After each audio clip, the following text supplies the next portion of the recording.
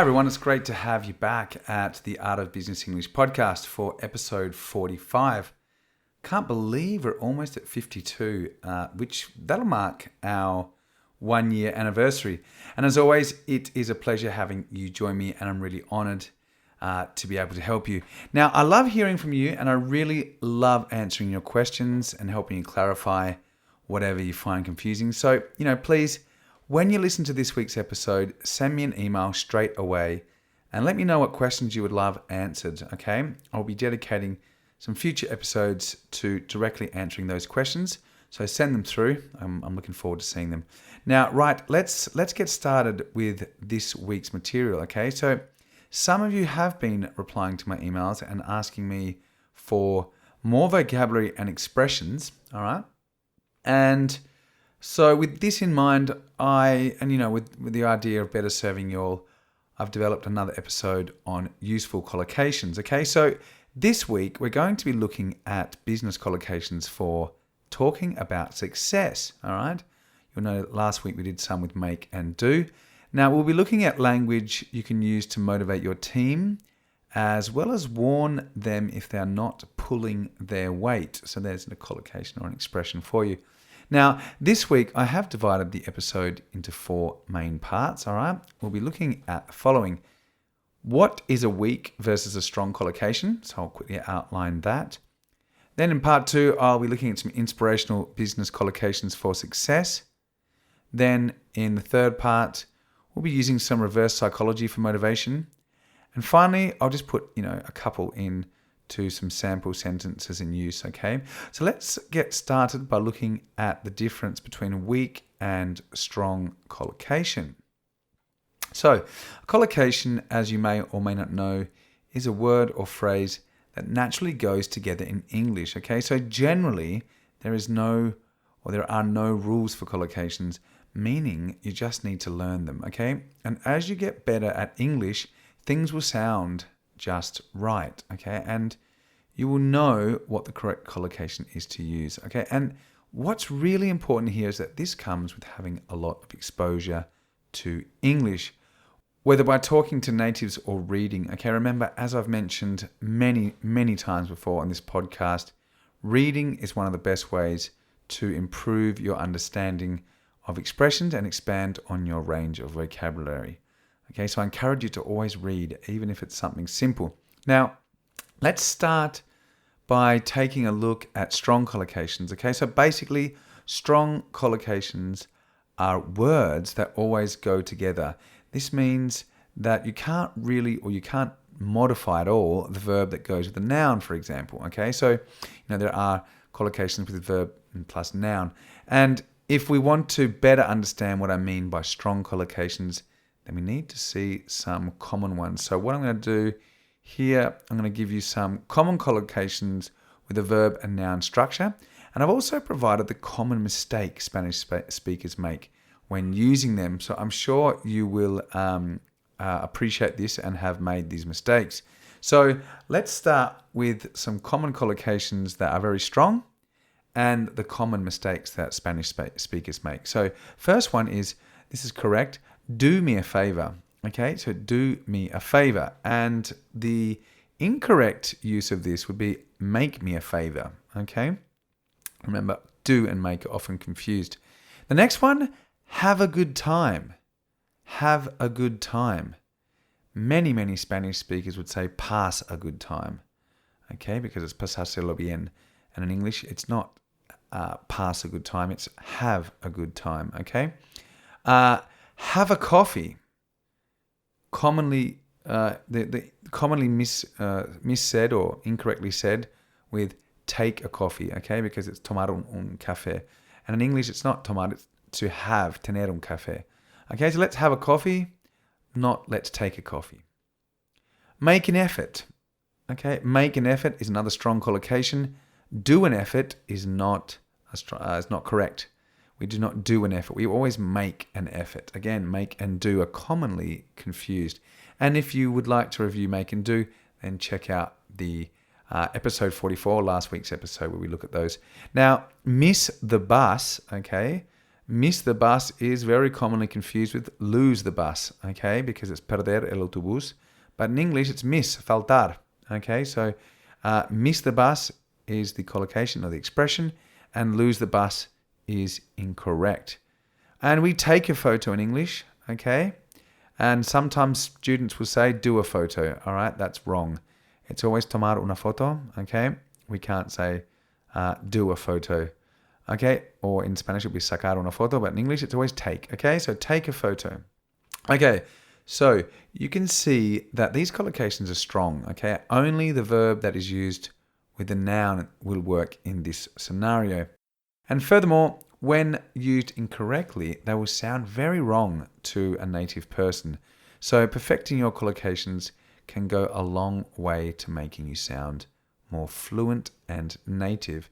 Now, in the next part, I'll be taking a look at weaker collocations. Okay, so you may be asking yourself, what is a weak collocation? And put simply, it is an expression that can have some variation of the verb and still have the same meaning. So to better understand what I mean, let's take a look at the following examples. So this is the common use, okay? Take a break is very common, so take a break. And you can also say have a break. So have a break and take a break mean exactly the same thing, but we're using different verbs. We're using take, tomar, and have, tener. And you can say keep quiet, which is very common, okay? Or be quiet. They really practically mean the same thing. So keep quiet, be quiet means remain silent, okay? So again, similar or practically the same meaning, but we're using different verbs. You can run a business, so run a business, or you can manage a business. So to run a business and manage a business are two collocations that mean exactly the same thing. It's dirigir a una empresa. So again, here we can see that the verb run and manage can be changed, but they mean the same thing. Next one, and I think I mentioned this in the previous episode, set the table and lay the table. So set the table is poner la mesa, and lay the table means exactly the same thing. So, they are changing the verb set with lay, and it means exactly the same thing. All right, another common one is give someone some advice. You can give someone some advice, or you can offer someone some advice, okay?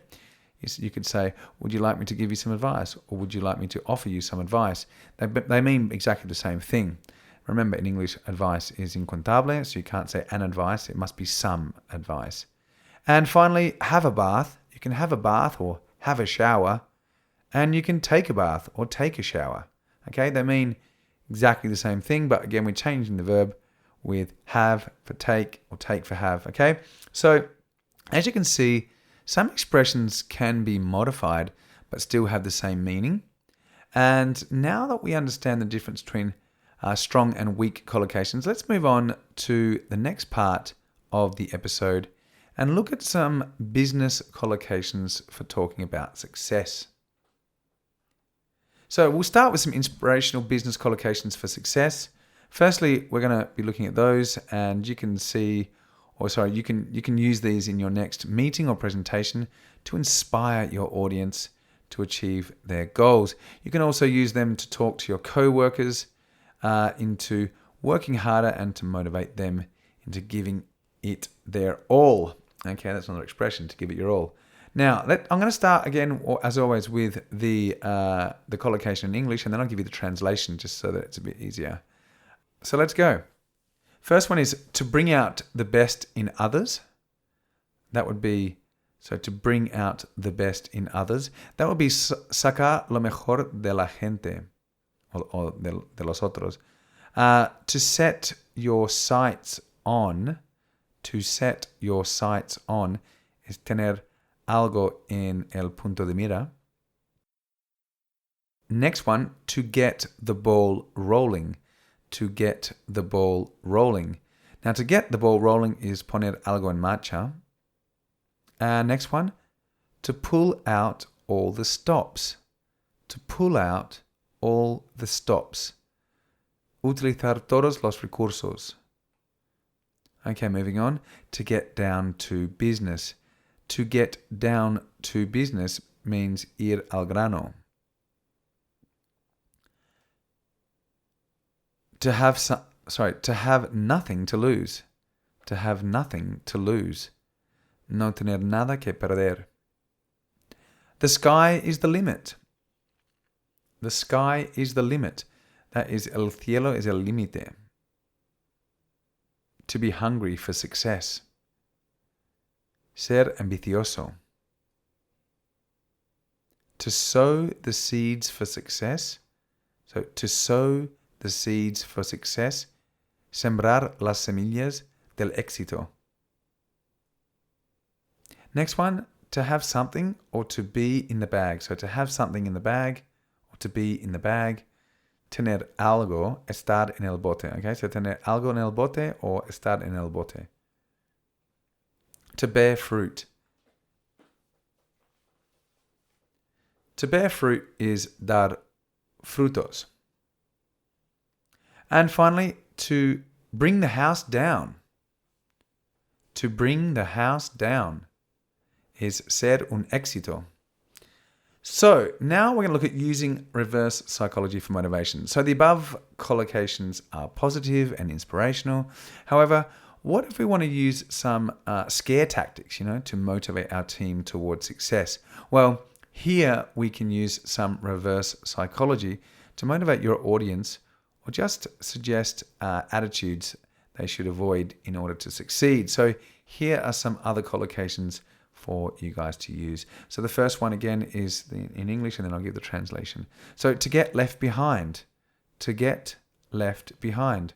That's quedarse atrás or atrasarse. To throw in the towel. To throw in the towel. So to throw in the towel is tirar la toalla. Next one, to be dead in the water. To be dead in the water is haberse ido al garete. Okay, to back the wrong horse. To back the wrong horse is tomar una mala decisión. To be a dead loss. To be a dead loss is ser un inútil. To set one's sights too high. To set one's sights too high. Ser demasiado ambicioso. To cut one's losses. To cut one's losses. Remember here we can change one's for your or his or her. Reducir las pérdidas. To fight a losing battle. To fight a losing battle is luchar por una causa perdida.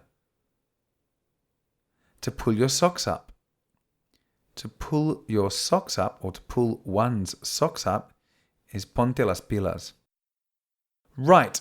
Well, there you have a great list of more than 20 business collocations for talking about success in two contexts. Now, in the last part of the episode, we're going to look at a few of these sentences in context, right? So let's start with some sample sentences in use. As usual, here I will give you the situation, the collocation, and the sample sentence in use, okay? So in a meeting, you could say, bring out the best in. And the sample sentence, as team leaders, I want you to bring out the best in your team members and inspire them to greatness. Okay, so as team leaders, I want you to bring out the best in your team members and inspire them to greatness. Next one, in a meeting as well, to be hungry for success.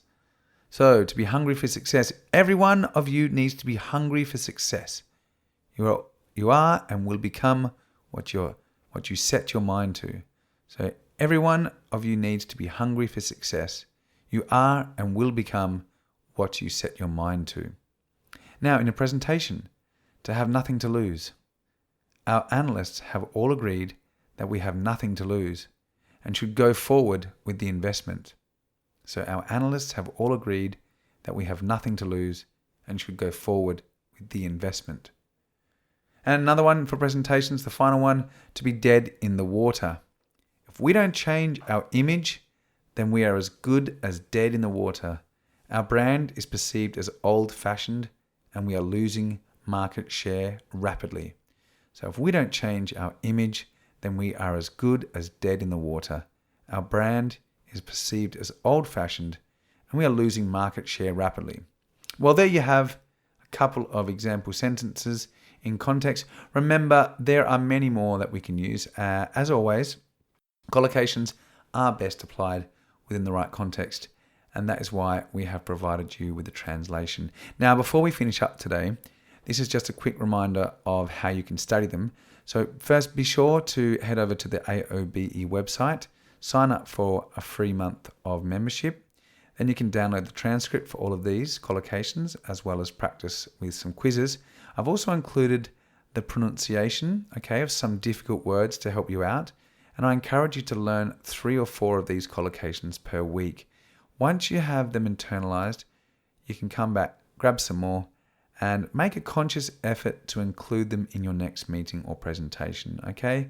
Well, that is all we have time for. I'd just like to thank you again for joining me. I really hope this episode has provided you with lots of value and that you've learned something new and are ready to put some of these tips into practice. Now, before I go, I would just like to remind you all to send me your questions. I'm really looking forward. And as well as that, I think you should take a look at the AOBE membership site. It's super cheap at only $50 a year. And remember, you get access to all the good stuff, guys. You're going to get the quizzes, you're going to get vocabulary, transcripts, pronunciation exercises, and of course, some free live training sessions thrown in there with me. So you should all have a look because you get your first month for free. So check it out and you can have a quick look at it with 1 month for free before you commit. Well, that's it from me again, and I can't wait to have you all again back next week. And until then, take care and have a great week. Bye for now.